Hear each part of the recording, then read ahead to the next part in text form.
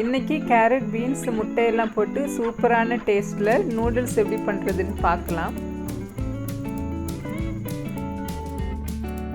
அதுக்கு நான் Maggi noodles எடுத்துருக்கிறேன். 4 முட்டை எடுத்து வச்சுருக்கிறேன். ஃபஸ்ட்டு சட்டியில் எண்ணெய் விட்டு சின்ன சின்னதாக வெட்டினா வெங்காயத்தை போட்டு வதக்கணும். வெங்காயம் கொஞ்சம் வதங்கினதும் நம்ம சின்ன சின்னதாக வெட்டி வச்சுருக்கிற கேரட் பீன்ஸ் அது கூட சேர்த்துடணும். இது கூடவே முட்டைகோசு, கொடமிளகா, இல்லைன்னா வேக வச்ச பட்டாணி எது வேணாலும் சேர்த்துக்கலாம். இப்போ இதில் கொஞ்சம் மஞ்சத்தூள், தேவையான அளவு உப்பு, காரத்துக்கு கொஞ்சம் வத்தல் பொடி எல்லாம் சேர்த்து நல்லா கலந்து விட்டு கொஞ்ச நேரம் வேக வைக்கணும்.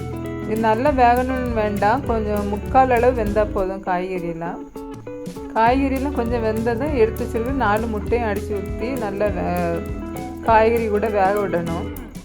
மசாலா, முட்டை, காய்கறி எல்லாம் நல்லா கலந்து எல்லாம் நல்லா வெந்து கிடச்சதும் வேறு பாத்திரத்துக்கு மாற்றிடலாம். இப்போ ஒரு சட்டியில் ஒரு கேக் நூடுல்ஸுக்கு 1 கப் அளவு தண்ணி கணக்குக்கு எவ்வளோ கேக் எடுக்கிறீங்களோ அந்த அளவுக்கு தண்ணி சேர்த்து நூடுல்ஸ் கேக்கெல்லாம் அதில் உடச்சி போட்டுடலாம்.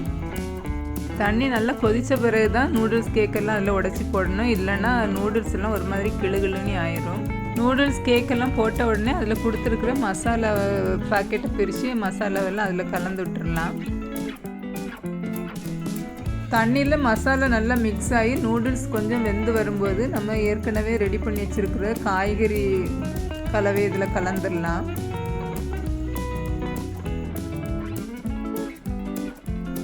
ரொம்ப ஸ்லோவாக மெதுவாக இதை காய்கறியையும் நூடுல்ஸையும் கலந்து விடணும். இல்லைன்னா நூடுல்ஸ் ரொம்ப பொடிஞ்சிரும்.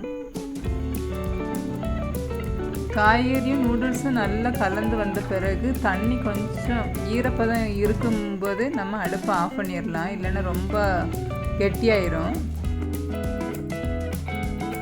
இப்போ சூப்பரான டேஸ்ட்டில் ஒரு காய்கறி முட்டை நூடுல்ஸ் ரெடி ஆகிட்டு. தேங்க்யூ ஃபார் வாட்சிங்.